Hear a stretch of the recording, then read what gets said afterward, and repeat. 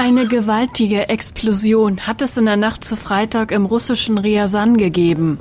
Große Öltanks einer Raffinerie waren bei einem ukrainischen Drohnenangriff getroffen worden. Auch ein benachbartes Heizkraftwerk wurde beschädigt. Das teilte der Generalstab in Kiew mit. Ryazan liegt rund 200 Kilometer südlich von Moskau. In der Raffinerie wird militärische Ausrüstung und Treibstoff hergestellt. Verletzt wurde bei dem Angriff laut russischen Angaben niemand. Mehrere Flughäfen in der Hauptstadt und Umgebung stellten wegen der Drohnengefahr vorübergehend den Betrieb ein.